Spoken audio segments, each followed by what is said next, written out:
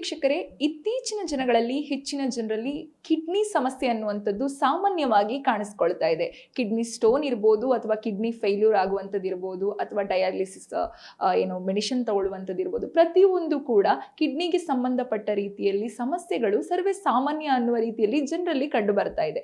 ಹಾಗಾದ್ರೆ ಇದಕ್ಕೆ ಕಾರಣ ಏನಿರ್ಬೋದು?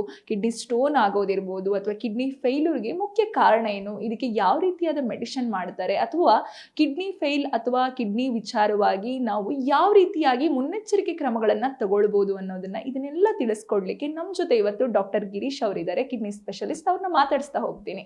ಸರ್ ನಮಸ್ತೆ. ನಾನು ಆಗ್ಲೇ ಹೇಳಿದಾಗೆ ಸಾಮಾನ್ಯ ಜನರಲ್ಲಿ ಹೆಚ್ಚಾಗಿ ಕಿಡ್ನಿ ಸಮಸ್ಯೆ ಅನ್ನುವಂಥದ್ದು ಸರ್ವೇ ಸಾಮಾನ್ಯವಾಗಿದೆ ಇತ್ತೀಚಿನ ದಿನಗಳಲ್ಲಿ. ನಮ್ಮ ಲೈಫ್ ಸ್ಟೈಲ್ ಅಥವಾ ನಾವು ತಗೊಳ್ಳುವಂತ ಆಹಾರ ಕ್ರಮ ಪ್ರತಿಯೊಂದು ಇದಕ್ಕೆ ಕಾರಣ ಆಗಿರ್ಬೋದು. ಆದ್ರೆ ಮೊದಲನೇದಾಗಿ ಕಿಡ್ನಿ ಸ್ಟೋನ್ ಅನ್ನುವಂಥದ್ದು ಯಾವ ಕಾರಣದಿಂದ ಜನರಲ್ಲಿ ಕಾಣಿಸ್ಕೊಳ್ಳುವಂಥದ್ದು? ಇದು ಬಹಳ ಮುಖ್ಯವಾದ ವಿಷಯ. ಆ್ಯಕ್ಚುಲಿ ಕಿಡ್ನಿ ಇದು ಪ್ರಾಬ್ಲಮ್ ಅನ್ನೋದು ಮೊದಲು ಎಲ್ಲೋ ಒಬ್ರೊಬ್ರಿಗೆ ಅಷ್ಟೇ ಕಾಣಿಸ್ಕೊಳ್ತಾ ಇತ್ತು. ಬಟ್ ಈಗ ತುಂಬ ಕಾಮನ್ ಆಗಿಬಿಟ್ಟಿದೆ. ಯಾರಿಗೆ ಕೇಳಿದ್ರು ಓಕೆ ಅವರು ಡಯಾಲಿಸ್ ಮಾಡ್ತಾ ಇದ್ದಾರೆ, ಅವ್ರಿಗೆಲ್ಲ ಸ್ಟೋನ್ ಆಗಿತ್ತು ಹಾಗೆಲ್ಲ. ಬಟ್ ಎಲ್ಲ ಕಿಡ್ನಿ ಪ್ರಾಬ್ಲಮ್ಮು ಒಂದೇ ಅನ್ನೋದು ತಪ್ಪಾಗುತ್ತೆ. ನಮಗೆ ಒಂದೊಂದಕ್ಕೆ ಒಂದೊಂದು ಥರ ಕಾರಣ ಬರುತ್ತೆ. ನೀವು ಕೇಳಿರೋದು ಈಗ ಕಿಡ್ನಿ ಸ್ಟೋನ್, ಅದಕ್ಕೆ ಅಂತ ಬಂದರೆ ಮೇಯ್ನಾಗಿ ನಾವು ಒಂದು ಆಹಾರ ಕ್ರಮವಾಗಿರ್ಬೋದು, ಇನ್ನೊಂದು ನೀರು ಕರೆಕ್ಟಾಗಿ ಕುಡಿದಲೇ ಇರೋದಿರ್ಬೋದು, ಮತ್ತು ಮೇಯ್ನ್ಲಿ ಜೆನೆಟಿಕ್ ಕೂಡ ಇರಬಹುದು. ಮತ್ತು ಕಿಡ್ನಿ ಸ್ಟೋನ್ ಎಸ್ಪೆಷಲಿ ನಾವು ನೋಡ್ತಾ ಬಂದರೆ ಏನಾಗುತ್ತೆ ಅಂದರೆ ಅದು ಕೆಲವೊಂದು ಪ್ರಾಂತ್ಯಗಳಲ್ಲಿ ಹೆಚ್ಚಾಗಿ ಕಂಡುಬರುತ್ತೆ. ಈಗ ತುಮಕೂರು ಬಾರ್ಡ್ರಿಂಗ್, ಯಾವುದು ಆಂಧ್ರ ಪ್ರದೇಶ್ ಬಾರ್ಡ್ರ್ ಏನಿದೆ, ತಮಿಳುನಾಡು ಕಡೆ ಏನಿದೆ, ಹಾಗೆ ಕೆಲವೊಂದು ಕಡೆ ಮಾತ್ರ ಹೆಚ್ಚಾಗಿ ಕಂಡುಬರುತ್ತೆ. ಹಾಗಾಗಿ ಅಲ್ಲಿನ ನೀರಿರ್ಬೋದು ಅಥವಾ ಅವರ ಆಹಾರ ಪದ್ಧತಿ ಇರ್ಬೋದು, ಹೀಗೆ ಬಹಳಷ್ಟು ಕಾರಣಗಳಿಂದ ಅದು ಬರೋ ಸಾಧ್ಯತೆ ಇರುತ್ತೆ. ಬಟ್ ಇದೇ ಕಾರಣದಿಂದ ಬರುತ್ತೆ ಅಂತ ಹೇಳೋದು ಕಷ್ಟ. ಕೆಲವೊಂದು ನಮ್ಮಲ್ಲಿ ಡಿಸೀಸಸ್ ಇದೆ, ಜೆನೆಟಿಕ್ ಡಿಸೀಸಸ್, ಅದರಲ್ಲಿ ಮಾತ್ರ ಈ ಜೀನಲ್ಲಿ ಈ ಪ್ರಾಬ್ಲಮ್ ಇದ್ದರೆ ಅದು ಬಂದೇ ಬರುತ್ತೆ ಅಂತ ಗ್ಯಾರಂಟಿ ಇರುತ್ತೆ. ಇನ್ನು ನಾವು ರೀನಲ್ ಅಸಿಡೋಸಿಸ್ ಅಂತ ಹೇಳ್ತೀವಿ, ಕೆಲವೊಂದು ಇರುತ್ತೆ. ಅದು ರೀನಲ್ ಟ್ಯೂಬ್ಯುಲರ್ ಅಸಿಡೋಸಿಸ್ ಅನ್ನೋ ಒಂದು ಸೆಟ್ ಆಫ್ ಡಿಸೀಸಸ್ ಇದೆ, ಅದರಲ್ಲೂ ಕೂಡ ಬಂದೇ ಬರುತ್ತೆ. ಇವೆಲ್ಲ ಜೆನೆಟಿಕ್ ಪ್ರಾಬ್ಲಮ್ಸ್. ಇದಕ್ಕೆ ಕ್ಲಿಯರ್ ಕಟ್ಟಾಗಿ ನಮಗೆ ಏನು ಕಾರಣ ಅಂತ ಗೊತ್ತು, ಹೇಗಾಗುತ್ತೆ ಅಂತ ಗೊತ್ತು. ಬಟ್ ಸಾಮಾನ್ಯವಾಗಿ ಬರುವಂಥ ಕಿಡ್ನಿ ಸ್ಟೋನ್ಸ್ ಏನಿದೆ ಅದಕ್ಕೆ ಇದೇ ಕಾರಣ ಅಂತ ಹೇಳೋಕ್ಕಾಗೋದಿಲ್ಲ. ಬಟ್ ನಾನು ಹೇಳಿದಾಗೆ ಆಹಾರ ಪದಾರ್ಥ ಮತ್ತು ಕಡಿಮೆ ನೀರು ಕುಡಿಯೋದು ಇದು ಕಾಮನ್ ಆಗಿ ಬರುವಂಥ ಪ್ರಾಬ್ಲಮ್ಸ್. ಇನ್ನು ಕೆಲವೊಂದು ಸಾರಿ ಜನ ಹೇಳ್ತಾರೆ ಕಿಡ್ನಿ ಸ್ಟೋನ್ ಇದ್ದವರು ಮನೆ ಮದ್ದುಗಳನ್ನ ಮಾಡೋದ್ರ ಮೂಲಕ, ಈಗ ಬಾಳೆ ದಿಂಡಿನ ನೀರು ಕುಡಿಯೋದಿರ್ಬೋದು ಅಥವಾ ಹೆಚ್ಚಾಗಿ ಬಿಯರ್ ಸೇವನೆ ಮಾಡೋದ್ರಿಂದ ಕೂಡ ಕಿಡ್ನಿ ಸ್ಟೋನ್ಗಳು ರಿಮೂವ್ ಆಗುತ್ತೆ ಅನ್ನುವಂತಹ ಒಂದಿಷ್ಟು ಜನರಿಗೆ ನಂಬಿಕೆ ಇದೆ. ಇದ್ರ ಬಗ್ಗೆ ನೀವೇನು ಹೇಳ್ತೀರಾ? ವೈದ್ಯಕೀಯ ಶಾಸ್ತ್ರದಲ್ಲಿ ಇದು ಕೂಡ ಸತ್ಯ ಅಂತ ಹೇಳ್ಬೋದಾ? ಈ ಕೆಲವೊಂದಕ್ಕೆ ಸತ್ಯ ಇರುತ್ತೆ, ಕೆಲವೊಂದು ಗ್ರಾಸ್ ಆಗಿ ಅದು ಅಸತ್ಯವಾಗಿರುತ್ತೆ. ಸೊ ನಾವು ಅದನ್ನು ಯಾವುದು ಸತ್ಯ ಯಾವುದು ಅಸತ್ಯ ಅಂತ ತಿಳ್ಕೊಳ್ಳೋದು ತುಂಬ ಇಂಪಾರ್ಟೆಂಟು. ಹಾಗಾಗಿ ವಾಟ್ಸಪ್ಪಲ್ಲಿ ಬಂದಿದ್ದಾಗಿರ್ಬೋದು, ಇಂಟರ್ನೆಟ್ಟಲ್ಲಿ ಯಾವುದೋ ಒಂದು ಓದಿದ್ದನ್ನೆಲ್ಲ ನಾವು ಸತ್ಯ ಅಂತ ತಿಳ್ಕೊಳ್ಳಿಕ್ಕೆ ಆಗೋದಿಲ್ಲ. ಈಗ ನೀವು ಬಾಳೆ ದಿಂಡಿನ ರಸ ಅಂತ ಒಂದು ವಿಷಯ ಹೇಳಿದ್ರಿ. ಸೊ ಈ ಬಾಳೆ ದಿಂಡಲ್ಲಿ ಏನಿರುತ್ತೆ ಅಂದರೆ ಪೊಟ್ಯಾಷಿಯಮ್ ಅನ್ನೋ ಕಣ ಜಾಸ್ತಿ ಇರುತ್ತೆ.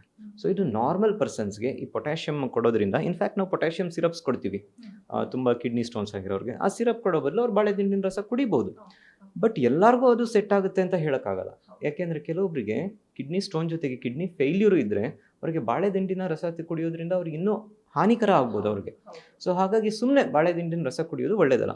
ಈಗ ನಾವು ಒಂದು ನಾರ್ಮಲ್ ಪರ್ಸನ್ ಇದ್ದಾಗ ನೀವೇನೇ ತಗೊಳ್ಳಿ, ಅದನ್ನು ಪ್ರೋಸೆಸ್ ಮಾಡೋದು, ಅದನ್ನು ಏನು ತೊಂದರೆ ಲೆವೆಲಿಗೆ ಆಗ್ದಂಗೆ ನೋಡ್ಕೊಳ್ಳೋದು ಕೆಪಾಸಿಟಿ ಇರುತ್ತೆ. ಈಗ ಶುಗರ್ ಅಷ್ಟೇ ಅಲ್ಲ, ಸಿಂಪಲ್ ಎಕ್ಸಾಂಪಲ್, ಶುಗರ್ ಎಲ್ಲರೂ ತಿಂತಾರೆ. ಬಟ್ ಡಯಾಬಿಟಿಸ್ ಅವ್ರಿಗೆ ಅದನ್ನು ಕಂಟ್ರೋಲ್ ಮಾಡೋ ಕೆಪಾಸಿಟಿ ಇಲ್ಲ. ಬಟ್ ನಾರ್ಮಲ್ ಪರ್ಸನ್ಸ್ಗೆ ಅದು ಕಂಟ್ರೋಲ್ ಆಗುತ್ತೆ. ನೀವು ಹೆಚ್ಚು ಕಡಿಮೆ ತಿನ್ನಿ, ನಿಮ್ಮ ಬಾಡಿಲಿ ಶುಗರ್ ಮೇಂಟೈನ್ ಆಗುತ್ತೆ. ಸೊ ಅದೇ ರೀತಿ ಪ್ರತಿಯೊಂದು ಅಷ್ಟೇ. ಈಗ ಬಾಳೆ ದಿಂಡಿನ ರಸ actually it is good, but normal persons ತೊಗೊಂಡ್ರೆ ಅದೆಲ್ಲ ಪ್ರಿವೆನ್ಷನಿಗೆ ಒಳ್ಳೆಯದು. ಬಟ್ ಸ್ಟೋನ್ಸ್ ಆದಮೇಲೆ ತೊಗೊಳೋದ್ರಿಂದ ಅದು ಒಳ್ಳೆಯದೋ ಕೆಟ್ಟದೋ ಅದನ್ನು ಡಾಕ್ಟರ ಒಂದು ಅಡ್ವೈಸ್ ಮೇಲೆ ಮಾತ್ರ ತೊಗೊಳ್ಳೋದು ಬೆಟರ್. ಇನ್ನೊಂದು ತುಂಬ ಇಂಪಾರ್ಟೆಂಟ್ ಹೇಳಿದ್ರಿ ಬಿಯರ್. ಇದು ಮಾತ್ರ ಖಡಾಖಂಡಿತವಾಗಿ ಇಲ್ಲ ಅಂತ ಹೇಳ್ತೀನಿ. ಏನಾಗುತ್ತೆ ಅಂದರೆ ಸ್ಟೋನ್ ಒಂದ್ಸತಿ ಬಂದು ಸಿಕ್ಕಾಕೊಂಡ್ಬಿಡುತ್ತೆ. ನಿಮಗೆ ಗೊತ್ತಿರಬಹುದು ಈ ಬಿಯರ್ ಕುಡಿಯೋದ್ರಿಂದ ಎಲ್ಲ ಇದರಿಂದ ಏನಂದರೆ ಜಾಸ್ತಿ ಯೂರಿನ್ ಪ್ರೊಡ್ಯೂಸ್ ಆಗುತ್ತೆ. ಬಟ್ ಅದು ತಾತ್ಕಾಲಿಕವಾಗಿ ಯೂರಿನ್ ಜಾಸ್ತಿ ಪ್ರೊಡ್ಯೂಸ್ ಆಗುತ್ತೆ. ನಮಗೇನಂದರೆ ಹೈಡ್ರೇಷನ್ ಮೇಂಟೈನ್ ಮಾಡಬೇಕು. ಅಂದರೆ ಬಾಡಿ ಒಳಗಿನ ನಮ್ಮ ಇದೇನಿದೆಯಲ್ಲ ದ್ರವ ಪದದ ಒಂದು ಲೆವೆಲ್ ಏನಿದೆ, ಫ್ಲೂಯಿಡ್ ನಾವು ಬ್ಯಾಲೆನ್ಸ್ ಅಂತ ಹೇಳ್ತೀವಿ, ಅದನ್ನು ಮೇಂಟೈನ್ ಮಾಡಬೇಕು. ಬಿಯರ್ ಕುಡಿಯೋದ್ರಿಂದ ತಕ್ಷಣಕ್ಕೆ ಜಾಸ್ತಿ ಆಗುತ್ತೆ, ಬಟ್ ಡಿಹೈಡ್ರೇಷನ್ ಕಾಸ್ ಮಾಡುತ್ತೆ ಅದು ಮುಂದಕ್ಕೆ ಹೋಗ್ಬಿಟ್ಟು. ಅಂದರೆ ನಮ್ಮ ನೀರನ್ನೆಲ್ಲ ಅದು ತೆಗೆದಾಕ್ಬಿಡುತ್ತೆ. ಅದರಿಂದ ಆ್ಯಕ್ಚುಲಿ ಸ್ಟೋನ್ಸ್ ಬೆಳಿಬೋದು ಮತ್ತು ಅದರಿಂದ ಇನ್ನೂ ತೊಂದರೆ ಆಗ್ಬೋದು. ಸೊ ಯಾವುದಾದ್ರೂ ಸಿಕ್ಕಾಕೊಂಡಿರೋದು ತಕ್ಷಣಕ್ಕೆ ಇನ್ನೇನು ಬರೋದಿರುತ್ತೆ ಅಂಥ ಟೈಮಲ್ಲಿ ಜಾಸ್ತಿ ನೀರು ಕುಡಿಯೋದೇನು ಎಫೆಕ್ಟ್ ಮಾಡುತ್ತೆ, ಅದೇ ಕೆಲಸನ ಬಿಯರ್ ಕೂಡ ಮಾಡುತ್ತೆ. ಬಟ್ ಬಿಯರಿಂದ ಪರ್ಟಿಕ್ಯುಲರ್ಲಿ ಯಾವುದೇ ರೀತಿ ಪ್ರಯೋಜನಗಳು ಇಲ್ಲ. ಸೊ ಬಿಯರ್ ಕುಡಿದ್ರೆ ಕಿಡ್ನಿ ಸ್ಟೋನಿಗೆ ಒಳ್ಳೆಯದು ಇದಂತೂ ಖಂಡಿತವಾಗಿ ತಪ್ಪು. Especially any drinks for that matter, alcoholic drinks ಅದು ಒಂದು ರಿಸ್ಕ್ ಫ್ಯಾಕ್ಟರ್ ಕಿಡ್ನಿ ಸ್ಟೋನನ್ನು ಡೆವಲಪ್ ಆಗಲಿಕ್ಕೆ. So alcohol is never A solution. So it is A solution but it is not A solution for the problem. ಇನ್ನು ಹೆಚ್ಚಿನ ಜನರಲ್ಲಿ ಒಂದು ಕುತೂಹಲ ಇರುತ್ತೆ, ಯಾಕಂತಂದ್ರೆ ಹೃದಯ ಸಂಬಂಧಿ ಕಾಯಿಲೆ ಇರ್ಬೋದು ಅಥವಾ ಶುಗರ್ ಇರ್ಬೋದು, ಈ ರೀತಿಯಾದ ಕಾಯಿಲೆಗಳು ಎಷ್ಟೋ ಬಾರಿ ತಂದೆಗಿದ್ರೆ ತಾತನಿಗಿದ್ರೆ ಫ್ಯಾಮಿಲಿ ಜೆನೆಟಿಕ್ ಇಂದ ಕೂಡ ನಮಗೆ ಬರುವಂತಹ ಸಾಧ್ಯತೆ ಇದೆ ಅನ್ನುವಂಥದ್ದು. ಆದ್ರೆ ಕಿಡ್ನಿ ಸಂಬಂಧಿ ಕಾಯಿಲೆಗಳು ಅಥವಾ ಕಿಡ್ನಿ ಸ್ಟೋನ್ ವಿಚಾರದಲ್ಲೂ ಕೂಡ ಇದು ಸತ್ಯ ಆಗತ್ತಾ? ಜೆನೆಟಿಕ್ ಇಂದ ಕೂಡ ಇದು ಬರ್ಲಿಕ್ಕೆ ಸಾಧ್ಯತೆ ಇದೆಯಾ? ಹೌದು, ಖಂಡಿತವಾಗಿ. ನಾನು ಸ್ಟಾರ್ಟಿಂಗಲ್ಲೇ ಹೇಳಿದೆ, ಅದು ಅಪಾರ್ಟ್ ಫ್ರಮ್ ನಮ್ಮ ಆಹಾರ ಏನಿದೆ, ನೀರಿನ ಸೇವನೆ ಏನಿದೆ, ಅದಲ್ಲದೆ ನಮ್ಮ ಜೀನ್ಸ್, ಸೊ ಅದ್ರ ಪ್ರಕಾರನೂ ಅದು ಹೆಚ್ಚಿನ ಸಾಧ್ಯತೆಗಳಿರುತ್ತೆ. ಆ ಜೀನ್ಸ್ ಪ್ರಕಾರ ಅವರಿಗೆ ಕಿಡ್ನಿ ಸ್ಟೋನ್ ಬರೋ ಸಾಧ್ಯತೆಗಳು ಹೆಚ್ಚಾಗಿ ಸಾಧ್ಯ ಇರ್ತದೆ. ಇನ್ನು ಹೆಚ್ಚಿನ ಜನರಲ್ಲಿ ಕಿಡ್ನಿ ಸ್ಟೋನ್ ಜೊತೆಗೆ ಕಿಡ್ನಿ ಫೇಲ್ಯೂರ್ ಅನ್ನುವಂತಹ ಸಮಸ್ಯೆ ಕೂಡ ಹೆಚ್ಚಾಗಿ ಕಂಡು ಬರ್ತಾ ಇದೆ ಇತ್ತೀಚಿನ ದಿನಗಳಲ್ಲಿ. ಯಾಕಂತಂದ್ರೆ ಕಿಡ್ನಿ ಅನ್ನುವಂಥದ್ದು ನಮ್ಮ ದೇಹಕ್ಕೆ ತುಂಬಾನೇ ಇಂಪಾರ್ಟೆಂಟ್ ಆದಂತ ಒಂದು ಭಾಗ ಅಂತ ಹೇಳ್ಬೋದು. ಏನು ಕಿಡ್ನಿ ಫೇಲ್ಯೂರ್ಗೆ ಮುಖ್ಯವಾದ ಕಾರಣ ಏನಿರ್ಬೋದು ಸರ್? ಇದನ್ನು ಬೇಸಿಕಲಿ ನಾನು ಕಿಡ್ನಿ ಸ್ಪೆಷಲಿಸ್ಟ್ ಅಂತ ಹೇಳಬೇಕಾದ್ರೆ ನಾವು ಡೀಲ್ ಮಾಡೋದೇ ಈ ಕಿಡ್ನಿ ಫೇಲ್ಯೂರ್ನ. ಅದು ಕಿಡ್ನಿ ಫೇಲ್ಯೂರ್ ಅಂದ ತಕ್ಷಣ ನಮಗೆ ಎಲ್ಲರಿಗೂ ಗೊತ್ತಿರೋದು ಕಿಡ್ನಿ ಫೇಲ್ಯೂರ್ ಅಂದರೆ last stage. So it is not always so. ಅದರಲ್ಲಿ ನಮಗೆ ಸ್ಟೇಜಸ್ಸಲ್ಲಿದೆ, ಸ್ಟೇಜ್ 1 ಸ್ಟೇಜ್ 5 ತನಕ ತೊಗೊಂಡು ಹೋಗ್ತೀವಿ. ಕಾರಣಗಳಿಗೆ ಬಂದರೆ ಮುಖ್ಯವಾಗಿ ಈಗಿನ ದಿನಗಳಲ್ಲಿ ಮುಖ್ಯವಾದ ಕಾರಣ ಅಂತಂದರೆ diabetes. So that is the number 1 ಕಾರಣ. ಸೊ ಅದಲ್ಲದೆ ನೆಕ್ಸ್ಟ್ ಬಂದು BP. ಸೊ ಇವೆರಡು ಮುಖ್ಯ ಕಾರಣಗಳಾಗುತ್ತೆ ಕಿಡ್ನಿ ಪ್ರಾಬ್ಲಮ್ನ ಡೆವಲಪ್ ಆಗಲಿಕ್ಕೆ. ಅದಲ್ಲದೆ ನೆಕ್ಸ್ಟು ಈ ಸ್ಟೋನ್ಸ್ ಹೇಳಿದ್ರಿ, ಹಾಗೆ ಕಿಡ್ನಿ ಫೇಲ್ಯೂರು ಕೂಡ ಜೆನೆಟಿಕ್ ಕಾಸಸ್ ಕೂಡ ಇರ್ತದೆ. ಸೊ ಅಂದರೆ ನಮ್ಮ ಜೀನ್ಸಿಂದ ವಂಶಪಾರಂಪರ್ಯಕ್ಕೆ ಬರುವಂಥದ್ದು. ಇನ್ನು ಕೆಲವೊಂದು ನಾವು ಈಗ ಕೋವಿಡ್ ಟೈಮಲ್ಲೆಲ್ಲ ನೀವು ಕೇಳಿರ್ಬೋದು, ನಮ್ಮ ಇಮ್ಯೂನ್ ಸಿಸ್ಟಮ್ ಒಳಗಡೆ ಏನಿದೆ ಅದು ಸರಿಗೆ ಕೆಲಸ ಮಾಡಲ್ಲ. ಅದು ತನ್ನ ಇಮ್ಯೂನ್ ಸಿಸ್ಟಮ್ಮು ನಮ್ಮ ಬಾಡಿನ ಡ್ಯಾಮೇಜ್ ಮಾಡುತ್ತೆ ಕೆಲವೊಂದು ಸತಿ. ಸೊ ಇದಕ್ಕೆ ನಾವು ಆಟೋ ಇಮ್ಯೂನ್ ಡಿಸೀಸಸ್ ಅಂತೀವಿ. ಸೊ ಈ ರೀತಿ ಡಿಸೀಸಸ್ ಕೂಡ ಕಾಸ್ ಮಾಡ್ಬೋದು. ನೆಕ್ಸ್ಟ್ ನಾವೀಗ ತಾನೇ ಡಿಸ್ಕಸ್ ಮಾಡಿದ್ವಲ್ಲ, ಸ್ಟೋನ್ಸ್. ಯಾರಿಗೆ ಪದೇ ಪದೇ ಸ್ಟೋನ್ಸ್ ಆಗುತ್ತೆ ಅವ್ರಿಗೂ ಕೂಡ ಕಿಡ್ನಿ ಫೇಲ್ಯೂರ್ ಆಗೋ ಚಾನ್ಸಸ್ ಇರುತ್ತೆ. ಪದೇ ಪದೇ ಇನ್ಫೆಕ್ಷನ್ ಆಗೋರಿಗೆ ಚಾನ್ಸಸ್ ಇರುತ್ತೆ. ಇದಿಷ್ಟು ಅಲ್ದಲೆ ತುಂಬ ನೋವಿನ ಮಾತ್ರೆಗಳು ತೊಗೊಳ್ತಾರಲ್ಲ ಅವ್ರಿಗೂ ಕೂಡ ಪದೇ ಪದೇ ನೋವಿನ ಮಾತ್ರೆ ತೊಗೊಳ್ಳೋರು. ಇನ್ನು ಕೆಲವೊಬ್ಬರು ಇದು ನೇಟಿವ್ ಮೆಡಿಸಿನ್ಸ್ ಎಲ್ಲ ತೊಗೊಳ್ತಾ ಇರ್ತಾರೆ. ಅದು ಎಲ್ಲರಿಗೂ ಸೂಟ್ ಆಗುತ್ತೆ ಅಂತ ಹೇಳೋಕ್ಕಾಗೋದಿಲ್ಲ. ಅದರಿಂದನೂ ಕೂಡ ಕಿಡ್ನಿ ಡ್ಯಾಮೇಜು. ಸೊ ಕೆಲವೊಬ್ಬರು ವೆಯ್ಟ್ ಕಡಿಮೆ ಮಾಡಲಿಕ್ಕೆ, ವೆಯ್ಟ್ ಜಾಸ್ತಿ ಮಾಡ್ಕೊಳ್ಳಿಕ್ಕೆ ಏನೇನೋ ಮಾತ್ರೆಗಳು, ಔಷಧಿಗಳು ತೊಗೊಳ್ತಾ ಇರ್ತಾರೆ. ಈ ಎಲ್ಲ ಔಷಧಿಗಳಿಂದನೂ ಕೂಡ ಕಿಡ್ನಿ ಪ್ರಾಬ್ಲಮ್ ಆಗೋ ಸಾಧ್ಯತೆ ಇರ್ತದೆ. ಬಟ್ ಮೇಯ್ನ್ ಅಂದರೆ ಆಸ್ ಸಚ್ ಡಯಾಬಿಟಿಸ್. ಇನ್ನು ನೀವು ಆಗ್ಲೇ ಹೇಳಿದ್ರಿ ಕಿಡ್ನಿ ಫೇಲ್ಯೂರ್ಗಳಲ್ಲಿ ಸ್ಟೇಜಸ್ ಇರುತ್ತೆ ಅನ್ನುವಂಥದ್ದು. ಏನು ಆ ಸ್ಟೇಜಸ್ಗಳೇನು, ಆ ಸ್ಟೇಜಸ್ಗಳಲ್ಲಿ ಯಾವ ರೀತಿಯಾಗಿ ಲಕ್ಷಣಗಳು ಕಾಣಿಸ್ಕೊಳ್ಳುತ್ತೆ? ಇದು ತುಂಬ ಮುಖ್ಯವಾದ ಪ್ರಶ್ನೆ ಕೇಳಿದ್ರೆ. ಈಗ ಸ್ಟೇಜ್ 1, 2, 3, 4, 5 ಅಂತ ಹೇಳಿದ್ನಲ್ಲ, ನಮ್ಮಲ್ಲಿ ಕಿಡ್ನಿದು ಲಕ್ಷಣಗಳು ಕಾಣಿಸ್ಕೊಳ್ಳೋಕ್ಕೆ ಆಲ್ಮೋಸ್ಟ್ ಸ್ಟೇಜ್ 4 ಬರೋ ತನಕ ಯಾರಿಗೂ ಗೊತ್ತೇ ಆಗೋದಿಲ್ಲ. ಅದು ಒಳಗಡೆನೇ ತೊಂದರೆ ಸ್ಟಾರ್ಟ್ ಆಗಿಬಿಟ್ಟಿರುತ್ತೆ, ಬಟ್ ಯಾರಿಗೂ ಗೊತ್ತಾಗೋದಿಲ್ಲ.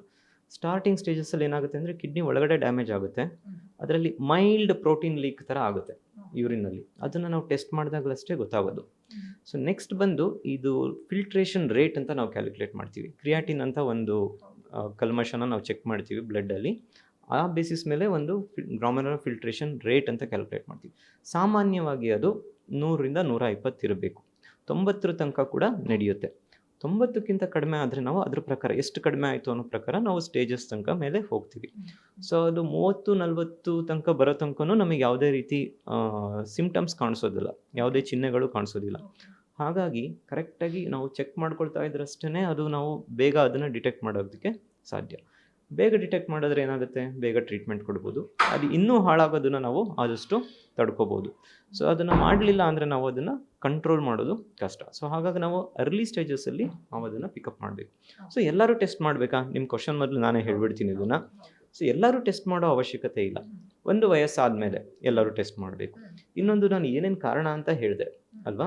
ಸೊ ಯಾರಿಗೆ ಶುಗರ್ ಇದೆ, ಯಾರಿಗೆ BP ಇದೆ, ಯಾರಿಗೆ ಸ್ಟೋನ್ಸ್ ಇದೆ, ಯಾರಿಗೆ ಪದೇ ಪದೇ ಯೂರಿನ್ ಇನ್ಫೆಕ್ಷನ್ ಆಗುತ್ತೆ, ಯಾರಿಗೆ ಮನೆಯಲ್ಲಿ ಅವ್ರ ತಂದೆ ತಾಯಿಗೋ ಅವ್ರ ಅಕ್ಕ ತಮ್ಮಂಗೋ ಯಾರಿಗಾದರೂ ಕಿಡ್ನಿ ಪ್ರಾಬ್ಲಮ್ ಇದ್ದರೆ ವಂಶಪಾರಂಪರ್ಯಕ್ಕೆ ಬರೋವಂಥದ್ದು, ಇವರೆಲ್ಲರೂ ಅವಾಗವಾಗ ಅವರ ಕಿಡ್ನಿನ ಪರೀಕ್ಷೆ ಮಾಡ್ಕೊಳ್ಳೋದು ಒಳ್ಳೆಯದು. ಅವಾಗವಾಗ ಅಂದ್ರೇನು, ಅದು ಏನು ಪದೇ ಪದೇ ಏನು ನೀವು ಪ್ರತಿ ತಿಂಗಳು ಮಾಡೋ ಅವಶ್ಯಕತೆ ಇಲ್ಲ. ವರ್ಷಕ್ಕೊಂದ್ಸತಿ ಅಷ್ಟು ಮಾಡಿದ್ರೆ ಸಾಕು. ಸೊ ಬೇಕಾದರೆ ಏನು ಮಾಡಬೇಕು ಅನ್ನೋದು ಕೂಡ ತುಂಬ ಸಿಂಪಲ್. ಒಂದು ಯೂರಿನ್ ಟೆಸ್ಟ್ ಸಿಂಪಲ್, ಇನ್ನೊಂದು ಬ್ಲಡ್ಡಲ್ಲಿ ಕ್ರಿಯಾಟಿನ್ ಎಷ್ಟಿದೆ, ಇವೆರಡು ನೋಡೋದ್ರಿಂದ, ಮತ್ತು B P. So B P ಕೂಡ ತುಂಬ ಕಿಡ್ನಿ ಪ್ರಾಬ್ಲಮ್ ಬಂದ ತಕ್ಷಣ ಬಿ ಪಿ ಜಾಸ್ತಿ ಆಗಿಬಿಡುತ್ತೆ. ಸೊ ಅದಕ್ಕೆ ಈ ಸಿಂಪಲ್ 3 ಥಿಂಗ್ಸ್ನ ಚೆಕ್ ಮಾಡೋದ್ರಿಂದ ನಾವು ಕಿಡ್ನಿ ಪ್ರಾಬ್ಲಮ್ ಇದೆಯೋ ಇಲ್ವೋ ಅಂತ 99 ಭಾಗ ನಾವು ಹೇಳ್ಬಿಡ್ಬೋದು. ಗ್ಯಾರಂಟಿ ನ್ಯೂಸ್, ಸುದ್ದಿ ಖಚಿತ, ನ್ಯಾಯ ನಿಶ್ಚಿತ.